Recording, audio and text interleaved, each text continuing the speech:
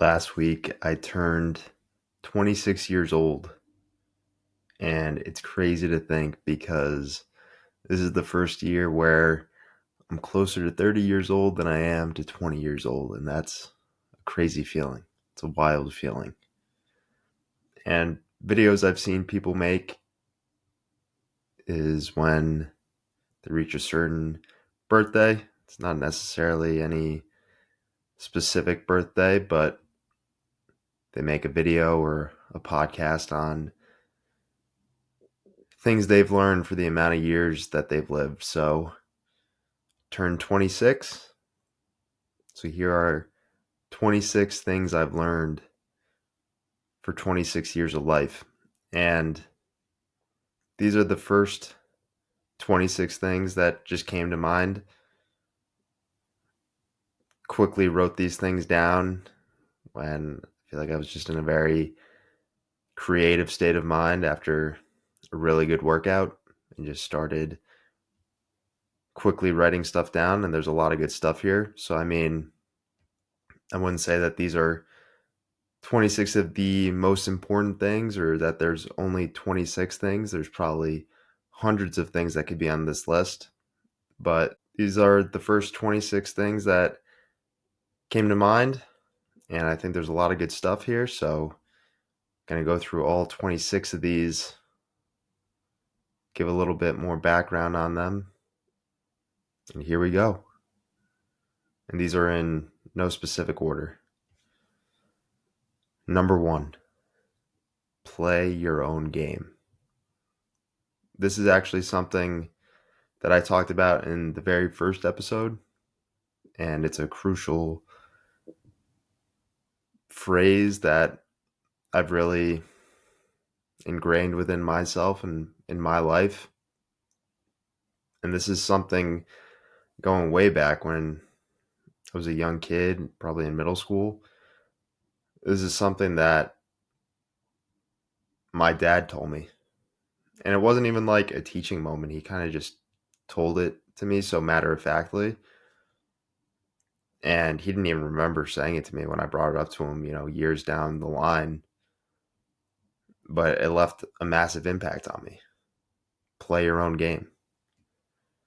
It's so easy to get caught up in either playing other people's game or feeling like you need to be playing a collective game with other people.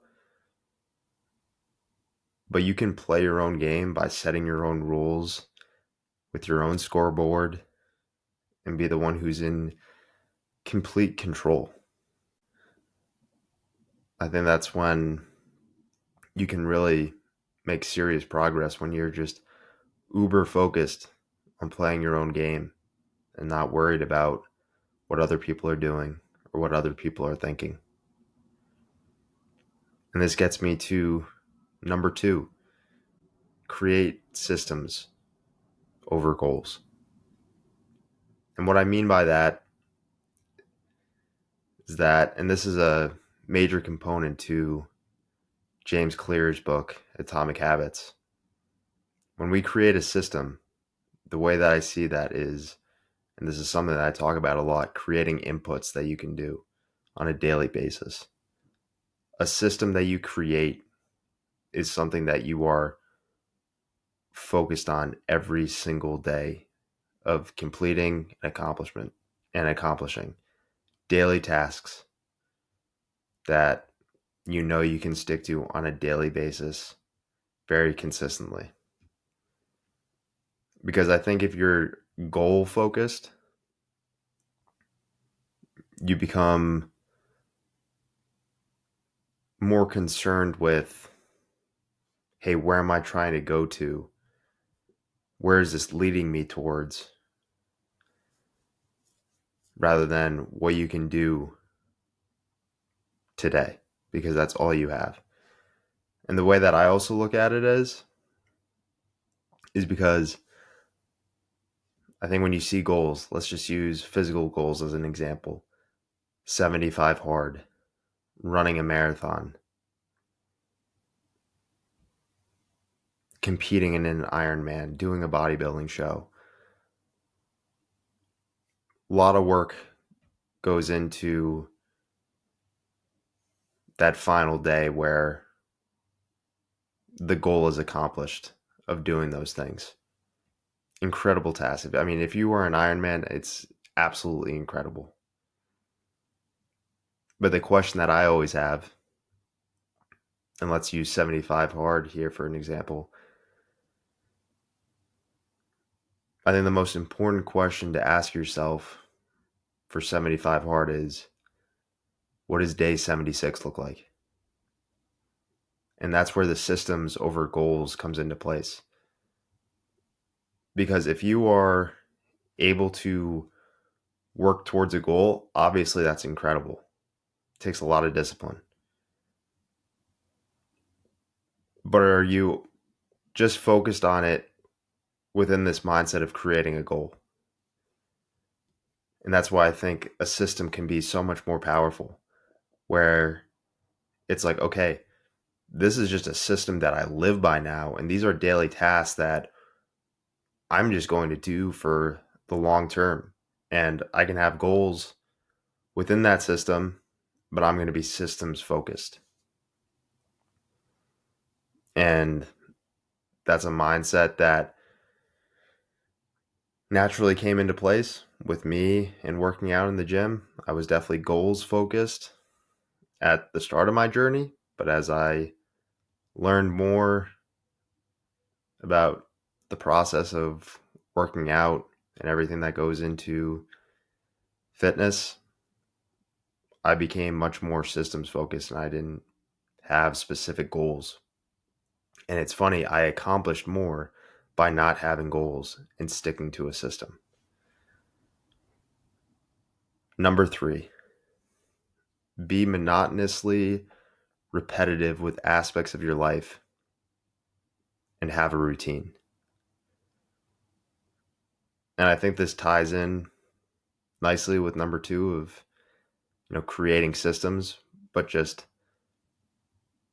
more emphasis here and going deeper, especially on this part about being monotonously repetitive with aspects of your life.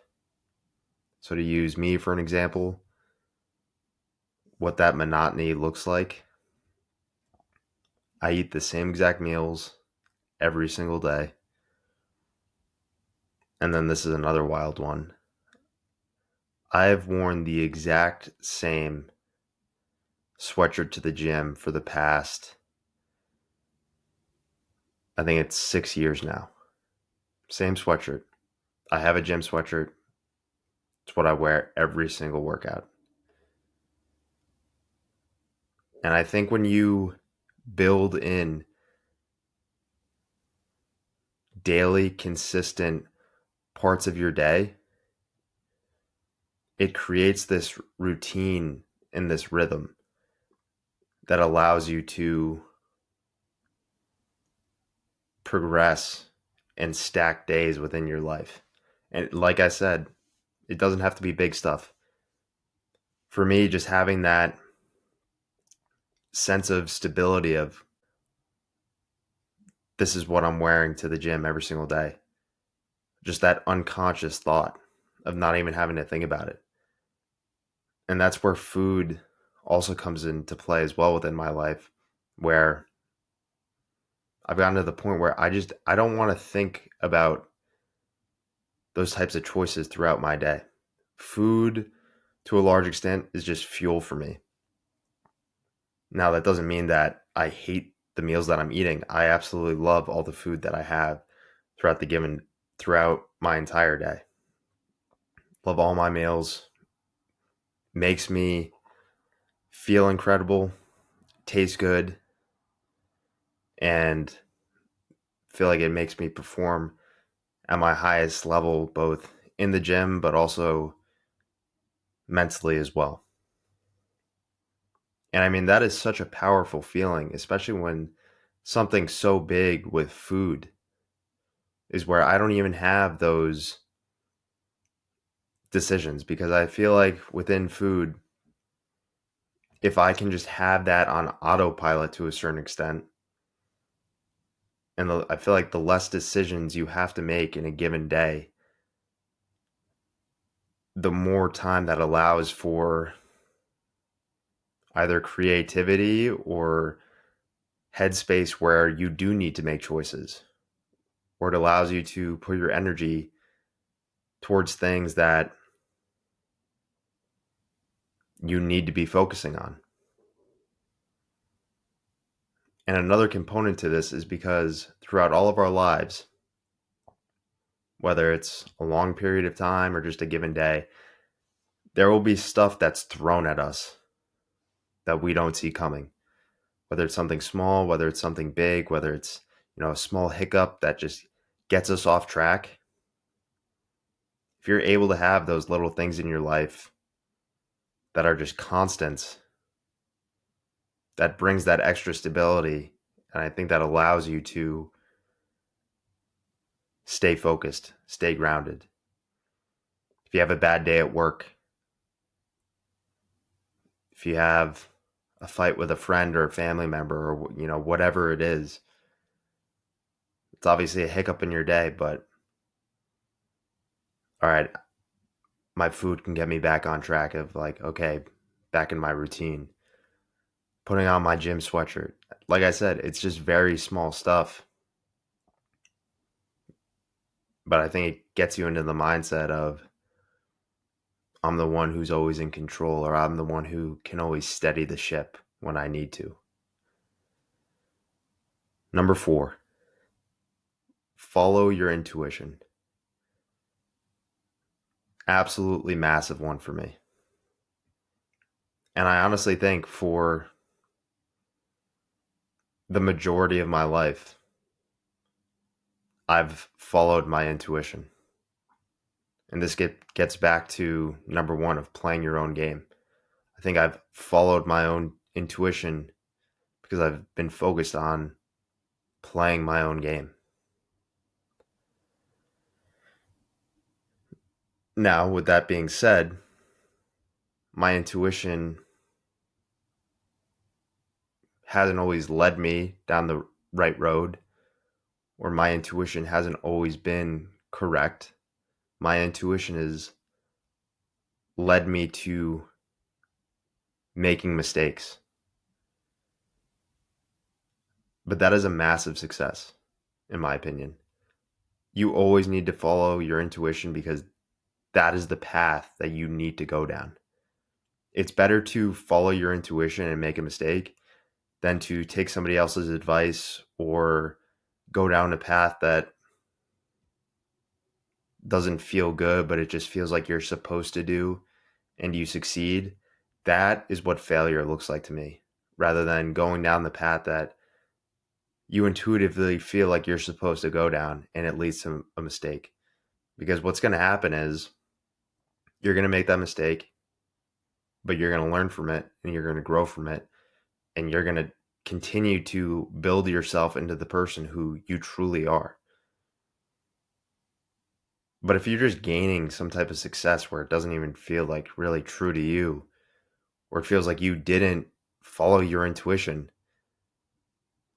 that success is going to feel cheap, or it's going to feel fake, or it's not going to feel as good because you're going to be like, man, this isn't what I was supposed to do, or I didn't listen to my intuition. I didn't listen to my soul. And that's the most important thing that you can do, because that's what winning looks like. Listening to yourself no matter what. Because yeah, guess what? Maybe you'll pick up a loss or you'll pick up a defeat. But being defeated on your own terms, I think, feels a lot better than succeeding on somebody else's terms. And there's a term for following your intuition that I've started to use. And I didn't come up with this, but it was a large part of my conversation that I had with a previous guest of mine, Graham Betchart. Graham was the sports psychologist for a lot of the top NBA players. Players like Jaylen Brown, Ben Simmons, Aaron Gordon, Marcus Smart, Carl Anthony Towns. I mean, the list goes on and on. Incredible guy, had an incredible conversation. And the thing that stuck out to me the most, and what I've carried with me the most, is that Graham said we always think in terms of IQ and EQ. But he said there is another type of intelligence that is so much more important than both of those and goes so much deeper. And he said that's BQ, or body intelligence. He said we all have our own unique body intelligence that we need to listen to and that we need to feel. And he said it can be really uncomfortable. You're going to try to fight with it, and your IQ is especially going to try to steer yourself away from your BQ, but you have to override that and you need to listen to your body intelligence. And that's something that resonated with me so deeply. And I remember I left that conversation with like, wow, like follow your body intelligence. It's an incredibly powerful understanding to have, and definitely something that I would tell everyone to do. Follow your body intelligence. Only you know what that BQ looks and feels like and sounds like. And you can't have other people or your IQ or you living within a system. You can't have that type of stuff sway you away from listening to what that body intelligence is trying to tell you deep, deep down of what you know. Number 5, the highest level of accomplishment is not feeling the desire to accomplish anymore. And this is something that I felt, but didn't have this conscious understanding of it until another conversation that I had with somebody on my podcast, John Beatty. John was a mountain climber who climbed all the 7 summits, which is the highest summit on every single continent. And he talked about how it was incredible climbing these incredible mountains, but the feeling that was even that much more powerful was not feeling the need to continue to push his limits or try to top that, because he feels like I've accomplished everything I've set out to accomplish here, and now it's time to move on to other stuff. And that's something that just recently, I would say within the past 6 months to a year, I've felt deep, deep down when it came to working out and progressing in the gym. I mean, from 18 to 24 years old, I mean, I would say that I was fully obsessed with working out in this type of bodybuilding lifestyle where, to a large extent, I was like, nothing else exists for me, or I don't care about anything else. It's not like I didn't, prioritize my academics or had it, take me away from other parts of my life. But I mean, I was completely obsessed with this type of lifestyle and seeing how much I could progress in the gym and build my body, which has also allowed me to build my mind and build my spirit. And I think that's good. I think when you're in high school and you're in college and you don't have so-called real world responsibilities, I think it allows you that time to go deep into an obsession. And for me, that was the gym. I mean, like I said, nothing else mattered to me. I was like, I am going to allow myself to be fully consumed by everything here. But I will say is that when I started to get older, I was like, man, like, I kind of wish I wasn't as obsessed with this. Or I wish I didn't care as much. Like, I still did. And I was like, hey, if this is what, going back to my body intelligence, honestly, it's like my body intelligence is telling me, like, you have to be all in on all this stuff because this is what you need to be doing. This is what feels most right. But I was also consciously aware of, like, man, like, I wish I didn't have to be like that. And then something just happened where something just clicked where I was like, I really don't have that type of obsessed mindset about it. You know, I still love working out. I still love it. I still love this lifestyle, but I do it from honestly a higher level of consciousness where it's more from a wellness perspective more so than an ambitious perspective or trying to progress. It's more so just doing it just so to do it now. And that's where that powerful feeling came into place for me where I was like, I like to do this, but I don't need it. I don't need to accomplish anymore. The highest level of accomplishment is not needing to accomplish anything more. The highest level of accomplishment is being able to step back to a certain degree. What do they say about athletes all the time? You want to be able to retire on your own terms. And that's such a powerful feeling to be able to be like, all right, I'm done. I don't need this anymore. And that was a really cool feeling. And that's allowed me to grow in other areas of my life. I mean, working out has completely changed my life. But I'm glad that I have a more mature perspective on it. And the funny thing is, within the last year,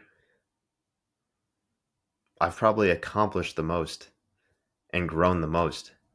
And I think a large part of that is because I kind of stepped back and I just like didn't care as much. I wasn't stressed out about it as much. I wasn't as keyed up about it.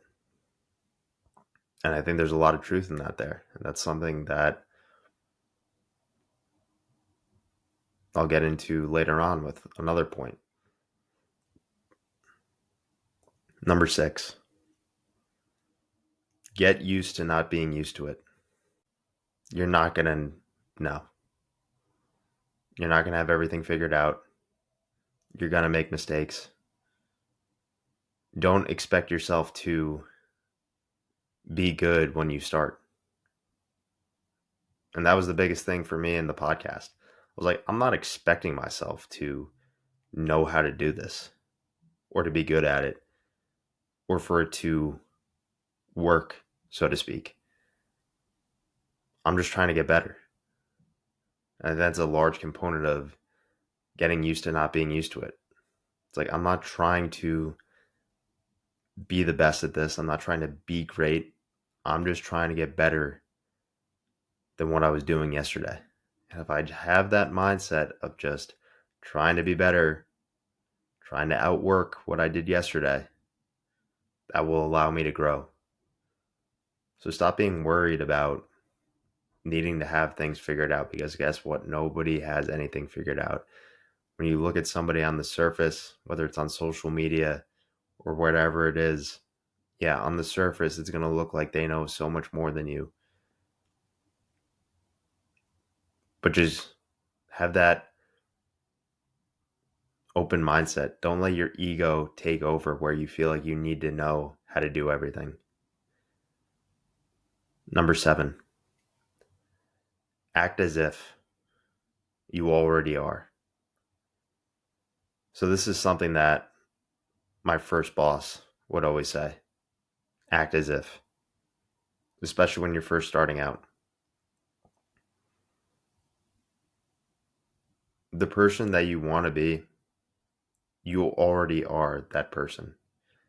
You're not going to have this massive transformation overnight, or you're not going to finally feel one day like, all right, now I am that person. I can do all those things now. You already are that person.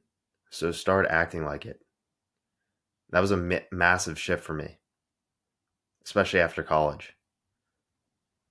I was like, I am the person that I want to be.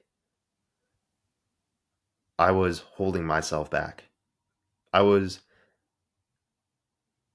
manually trying to psych myself out into thinking I wasn't the person that I wanted to be, to make myself feel like I need to transform into this different person. It's a complete mindset shift into I am the person that I want to be. So start working like it, start acting like it, start thinking like it, start talking like it.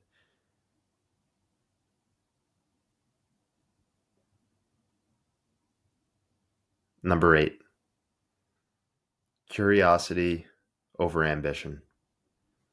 This is something that I talked about in the podcast that I did about my experience at the retreat that I did in Austin, Texas, where I didn't have some type of drawn out goal or ambition for what I wanted to get out of the retreat. It was more so just curiosity of, let's see what happens. What will come of this? And I think that's so important to have that type of mindset. And that's definitely the mindset that I've taken with the podcast. Obviously, I have an idea of what I want to achieve, but I'm leading with curiosity rather than ambition. My mindset is always, I wonder what can come from this podcast. What will this lead to?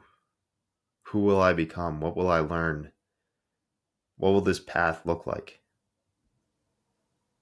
When you lead with curiosity, you lead with questions. When you lead with ambition, you're leading with statements. You're leading like you think you know everything. This is where I'm trying to go. This is who I'm trying to be. This is what will come of this. I think it's good to have that type of confidence, or have that type of path that you want to go down. But I think it's much more powerful and much more fulfilling when you lead with questions. And I think you can grow more and you can achieve more with that type of mindset. Number 9, you will forever be your biggest obstacle in your way. This is something that held me back for a long time. But that's a positive as well, because once you can make the shift of getting out of yourself, but once you can make the shift of getting out of your own way, then you free up so much space for yourself to progress and grow.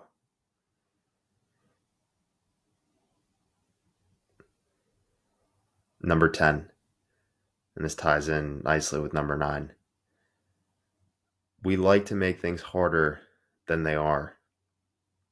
Because if it doesn't feel hard, why would we want it? If we want it, it naturally must be hard to get. And I think that's true to a certain extent. Things truly worth having in life, they will be challenging to get. It will take a lot of work and a lot of effort and a lot of energy. But I think we also like to be in our own way, and we like to manufacture resistance, and we like to manufacture this narrative and this perception of this is going to be really hard. So when you put on those glasses of this is going to be really hard, you will naturally see that every single step along the process, you will make it harder than it has to be.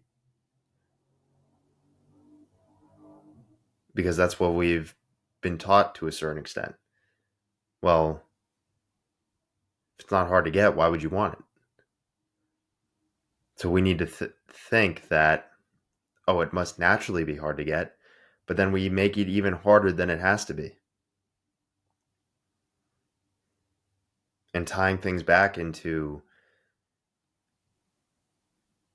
number 5, where I said the highest level of accomplishment is not feeling the desire to accomplish anymore. When I sort of stopped caring about accomplishing, it's like I didn't put that added pressure on myself. It became easier. Started progressing more. And I don't think that's by coincidence. When I wanted to progress in the gym, when I wanted to grow, I was like, this is really hard. This is a lot of hard work. And then when I got to the point where I was like, all right, I've gotten everything that I've needed from this, I started just working more freely, started being unlocked. And I started progressing very easily when it wasn't even my intention or my goal to.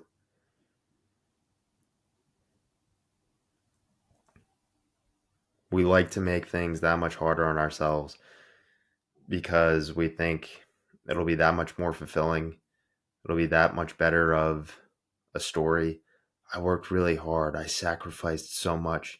Yeah, you will have to do those things, but don't create this type of system where you have to do those things more than you actually have to. Number 11, don't negotiate with yourself. You know what you want out of life. We all know.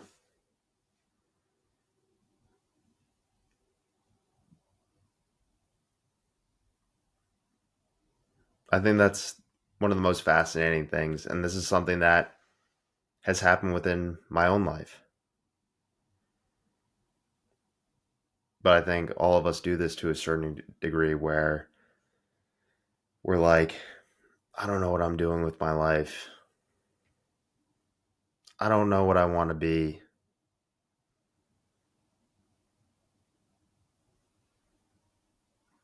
I feel lost. I think we tell ourselves those things because we've been programmed to, in quotes, be realistic. To always think in forms of fitting within a certain type of mold.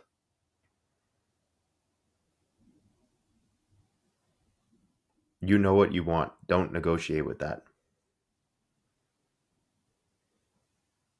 And in terms of happiness, don't negotiate with your happiness. It's a good thing to have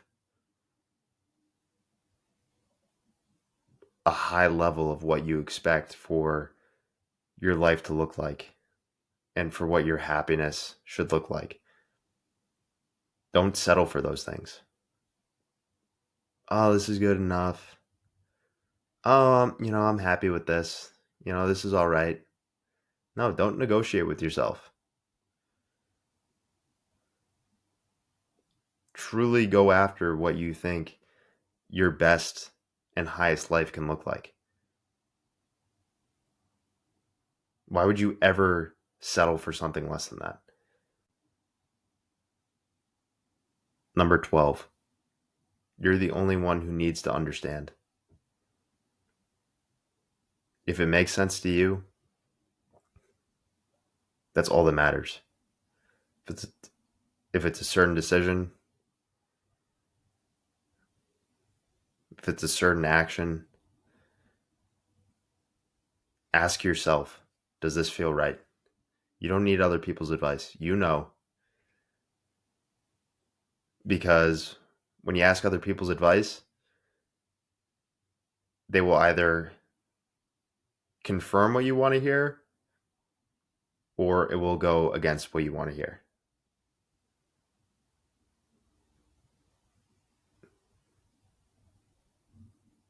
Tying it into previous lessons, play your own game, follow your body intelligence, and you're the only one who needs to understand. Number 13, talk with yourself. This is a big one for me, honestly. Literally talk with yourself. Have a conversation with yourself. Literally, what am I doing right now? This is a conversation that I'm having with myself, and I'm just happen to be recording it, and I'll post it online for other people to listen to. Use your voice. Use your voice in an empty room where it's only you. Say things you've never said before. Say things that you truly want to say. I go for a walk every single day. A huge part of my walk is talking with myself, hearing my voice, talking through ideas, talking through things that I want to happen, talking through research on guests and how I want to phrase things when I interview somebody. You will become a much better speaker, a much better communicator, and I think it is a massive pillar for building the relationship with yourself. It's what I talk about all the time. The relationship with yourself is the most important to develop, but the easiest to neglect. And I think if you can't talk with yourself, if you can't have an open, transparent conversation with yourself, then you don't have a good relationship with yourself. And it's okay to feel like that. I mean, I was definitely at a point in my life where probably subconsciously I just wasn't even thinking about that. But it's okay to be like, wow, I can't talk with myself, or those lines don't feel like they're open. Start with baby steps and then work your way up. But talking with yourself is such a powerful tool. What do we always say? Oh, I got to talk with somebody about this. Be that somebody. You can be that somebody. That somebody doesn't have to be somebody else. Talk with yourself. Number 14, just breathe. This would not have been on the list a few weeks ago.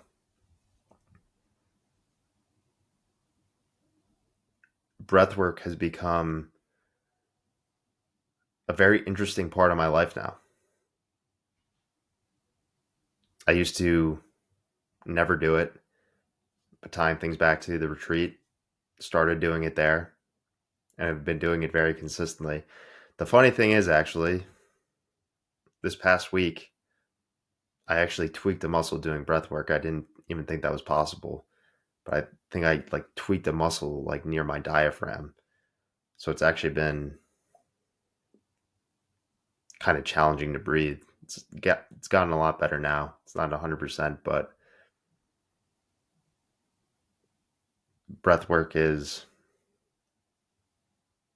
a very interesting thing that I've added into my routine. And I'm starting to think that you can't perform at your highest level without breath work. Just from like a bro science type of way of talking about it,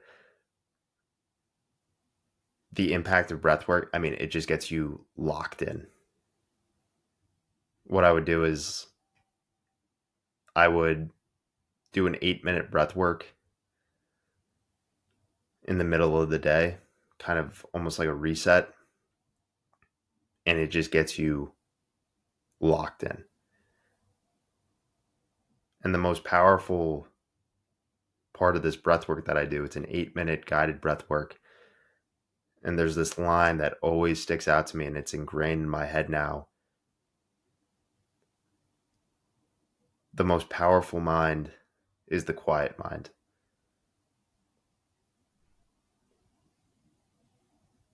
And I think that's so true. The mind that just isn't thinking. And that's gotten me to thinking as well, is like being a great thinker is knowing when not to think, or being able to turn your mind off and just being in the moment, being present, being calm, and being silent internally. And that's a powerful feeling. Number 15, the thing itself doesn't matter. Your relationship with it does. Gambling is bad. Alcohol is unhealthy. You shouldn't be drinking. Playing video games is a waste of time. McDonald's is bad for you. The thing itself does not matter. It's your relationship with it that does. Anybody who, and I think we're seeing this a lot now, and it's great that we're talking about alcohol in a much more candid, transparent way now. But I think anybody who is just going to say alcohol is bad, you shouldn't be drinking, I think that can do damage to a certain extent, where it's like, don't talk about the thing, talk about the person and how they relate to that thing. Like, alcohol, in my mind, is not bad. It would just be a person has a bad relationship with alcohol. And using social media as well. How many people say social media is bad? Social media is a waste of time. Social media is the most powerful tool in the entire world. It's a bad tool if you just use it for straight consumption. If your relationship with social media is grounded in chronic consumption, then yeah, social media is bad. But if you're using it to network with people and creation and creating relationships and finding podcast guests and doing research and learning things, then it's the most powerful tool. So is social media good, or is social media bad? Well, it's both.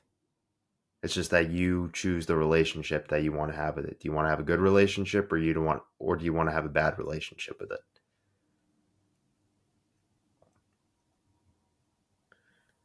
Number 16.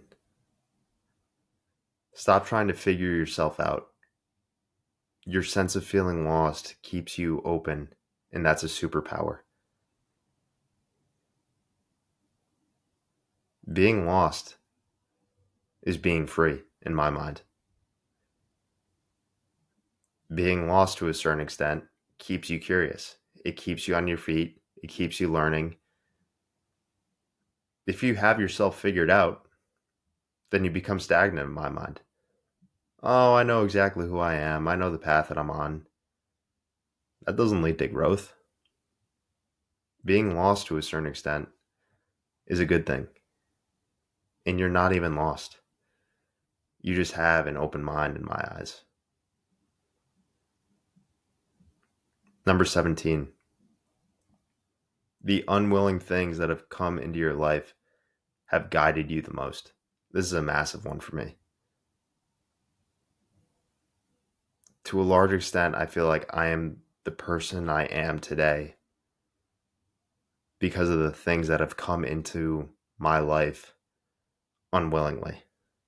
The things that, if I had the choice, I would have said 100 times out of 100, absolutely not. I don't want to do that, or I don't want to deal with that. The biggest one for me, obviously, my back injury. I mean, that was just a total transformation of a person through that entire experience and that entire healing process. And that came into my life unwillingly. And that's something that I've also learned with a lot of the people that I've talked to on my podcast. They've all had some type of unwilling suffering or unwilling challenge that has come into their life. And that has led to them having this serious type of transformation and becoming their truest and most authentic self.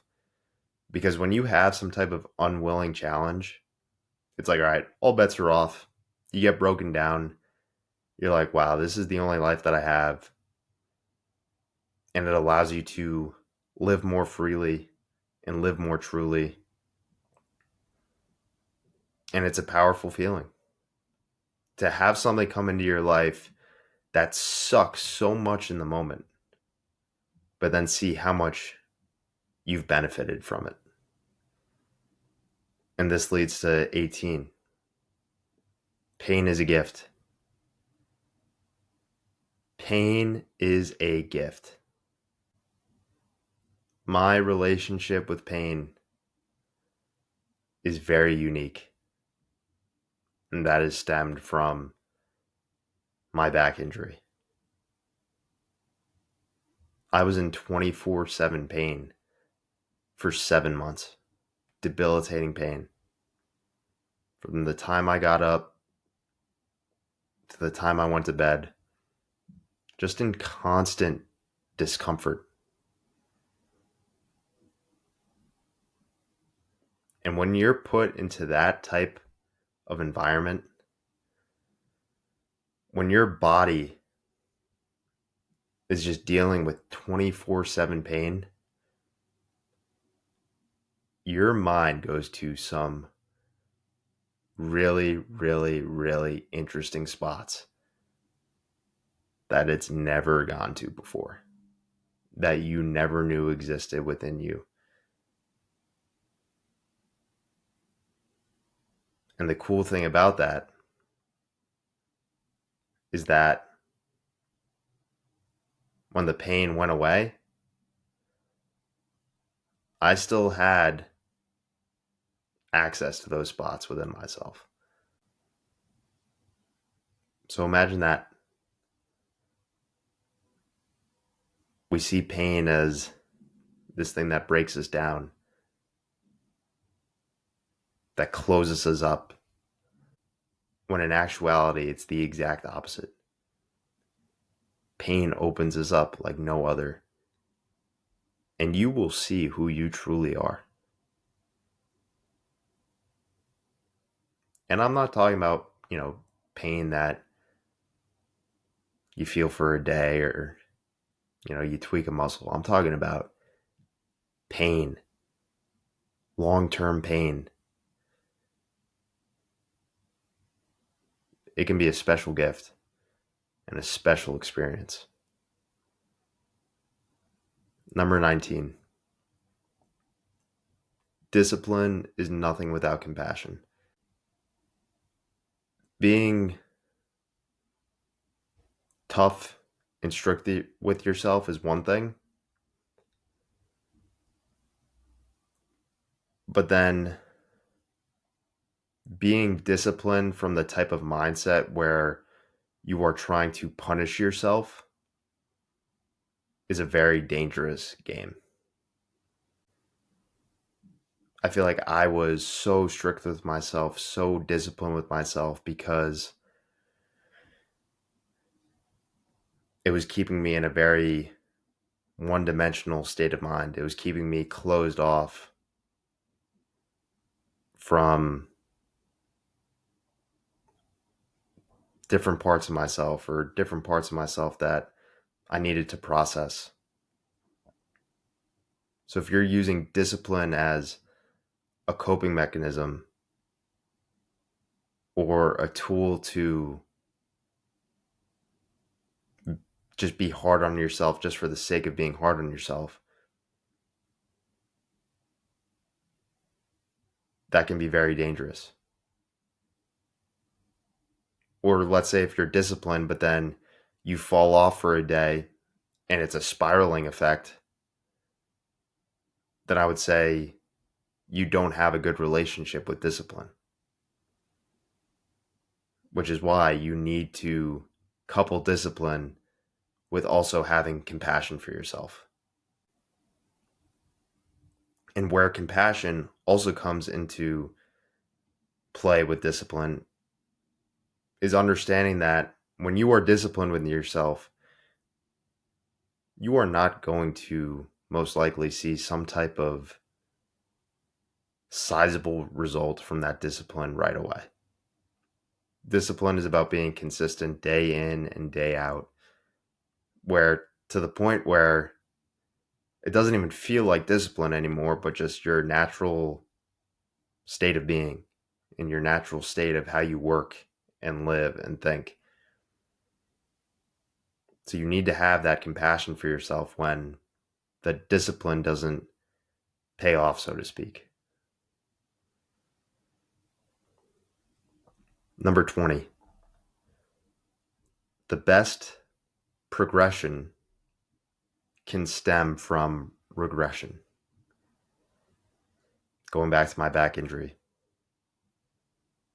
every single day for months on end, in the moment, I was like, I'm just getting worse and worse and worse and worse. And I'm just digging myself a hole here. And if you looked at that with a very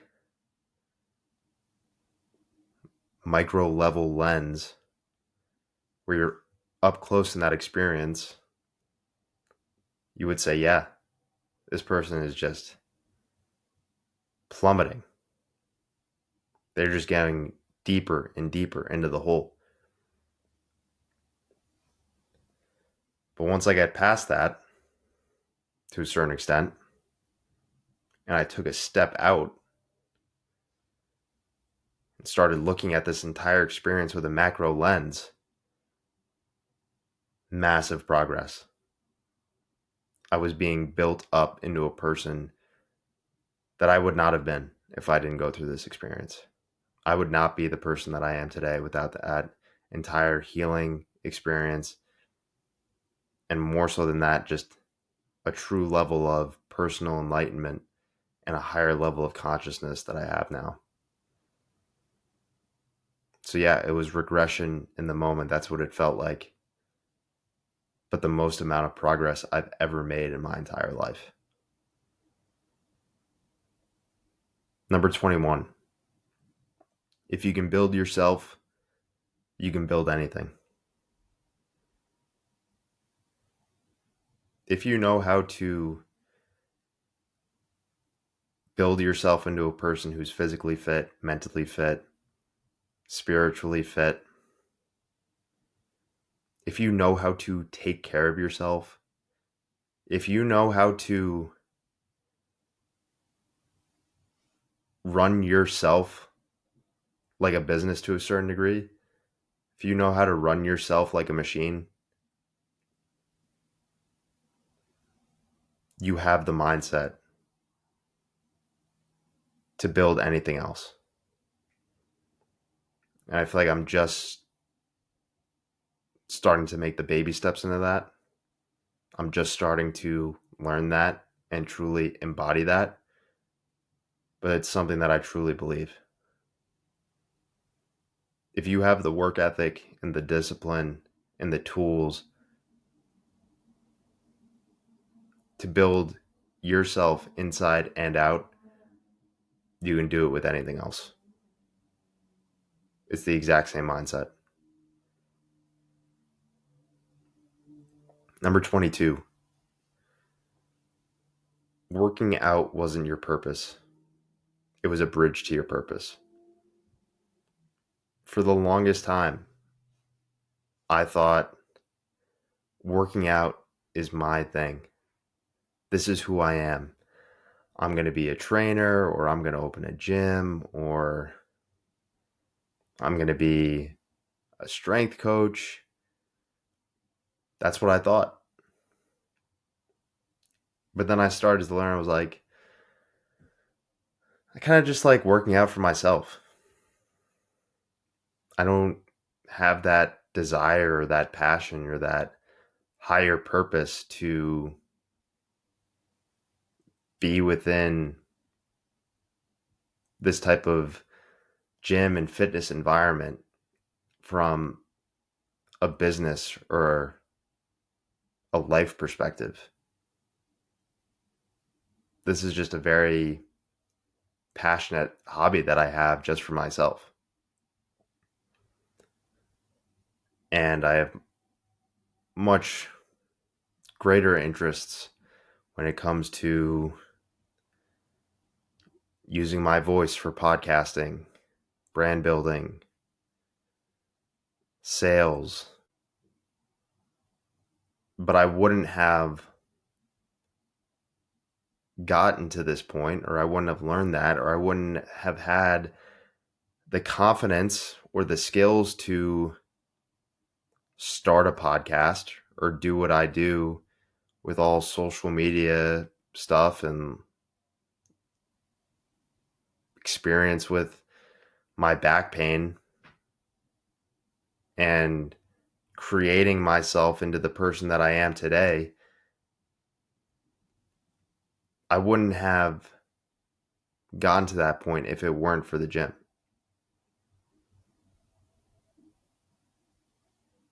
So it's not that I'm saying, "Oh, I didn't need the gym or I didn't need working out or I didn't need to build myself up to get to the point that I am now." No, that's not true at all. I did need all those things. It's just that it wasn't the end destination or it wasn't the path that I was going to continue to go down. It was just a bridge to a different section of the road that I needed to get to. Number 23, detach from yourself because you do not exist. Your perception of yourself does. This is a great one. I love this one. And this is one that I started to understand the foundation of going back to my back injury again. A large part of my healing process for my back injury, which was two herniated discs in my lumbar spine, was mental work, meditation, what I like to call having talks with my brain. And those were challenging to do at the start because I had never meditated, really didn't have a guideline for how I was supposed to go about this. It was kind of just like, hey, have talks with yourself, be open with yourself. And then what naturally happened, or what I learned was, oh, what can really help me with these talks is detaching from myself and starting to think and talk and visualize myself in the third person, where I was like, all right, I am not Tim Doyle. I am stepping out of this identity and I'm going to look at myself with a candid eye and be transparent.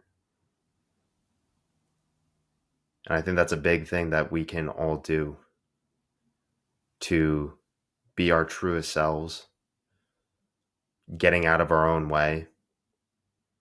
Stop seeing yourself as having an identity and just start seeing yourself as this character that you're playing. And this is something that another guest of mine talked about, which I thought was an incredible point. Nick Sweeney, you are this character, but don't think of yourself as the character. You're the one with the controller and you're playing that character. You don't know who you truly are. We just create this perception and this narrative of ourselves. So if we break that perception down, if we break that narrative down, if we step outside of ourselves, I think that allows us to step further into alignment and start living more authentically. Number 24. I've never thought highly of myself, but I've always believed highly in myself. When you think highly of yourself, that's in your brain. I think that's your ego talking. And I've never thought highly of myself. I've always been like, you need to work harder because you're not as good, or you're not as talented, or you're not as skilled, or you don't have the natural abilities, so you need to work harder. That's what my thought process has always looked like within my life. And you'd say, well, that's not good. And I would say, yeah, there's probably some negative components to that.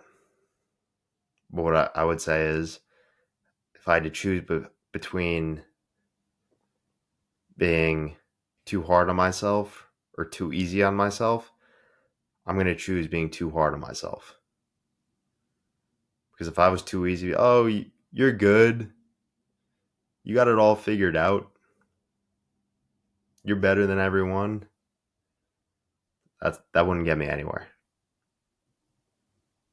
So I've never thought highly in myself. But on the flip side of that, I've always, my entire life, I've always believed highly in myself. And that is a deep emotional belief. That's what happens in your heart. Something that you can't explain, you can't put into words. It's just that deep emotional feeling in your soul of, I believe in myself. And I think that's a powerful duality to have, where you don't think highly of yourself, but you believe in yourself very highly. Because I think within that duality, it keeps yourself grounded. It keeps your head in a good frame of mind.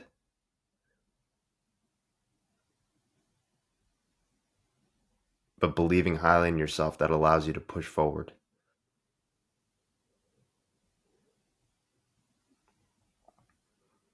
Always thinking, I need to work to achieve what I want, but I believe I can get everything that I do want.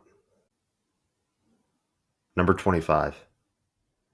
Think, act, and live like you're in a story. Our lives, our character is a story. The more challenges that come into your life, the better the story. The more you overcome, the better the story. The more you are able to endure, the better the story. Facing fear rather than straying away from it, the better the story. Seeking out discomfort, the better the story. Start thinking in terms of a story. Start thinking in terms of, if I were to write a book of my life when I was older, would I be proud to write out this story with all my actions that I've undertaken within my life?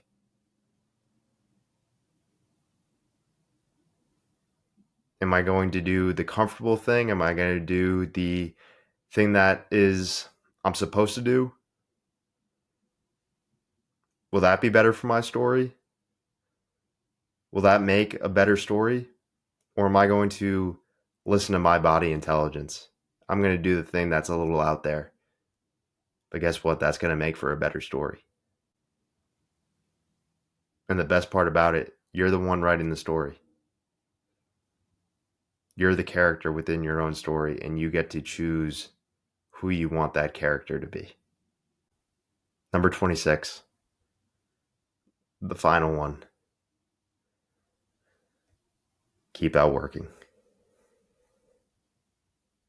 had to be keep outworking for number 26. Come on now. The thing that I will say though,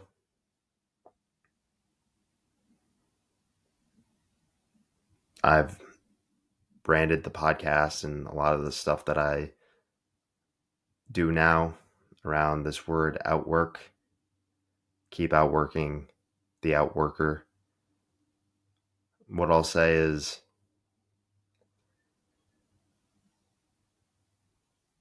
I was living by this. I've been working a certain way. I've been holding myself to a certain standard for a long time before I ever even spoke this word outwork or even had the idea or the thought about keep outworking or the outworker.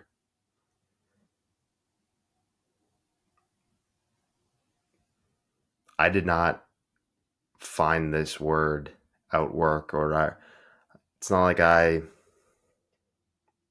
sat down and was like, oh, wonder what I want to call this whole philosophy and this whole mindset behind outworking. It chose me to a certain extent and it found me. I did not find it. And to a large degree, I felt like I needed to earn the fact that I could call this podcast the outworker or use this word outwork. Because for myself personally, I was like, do I feel like myself as a person, do I feel like I've embodied this word outwork and this type of definition that I've put on it, where it's me trying to outwork my past self? Does that feel authentic to me? Does that feel true to me? I didn't know it at the time, but this word outwork had been playing a large role in my life for many years before I ever made the decision or had the thought that it really resonated with me. And what I would say is find your word. Maybe outwork. Maybe that really resonates with you and you want to create your mindset and your way of living and acting and thinking around this philosophy of outworking, but find your word as well. But what I would also say is you won't necessarily find the word, but the word will find you through your actions. If you stay true to yourself, if you follow your body intelligence, if you play your own game, if you follow your intuition, the word will find you more than you are trying to find the word. So with that, keep outworking, and I will see you in the next episode.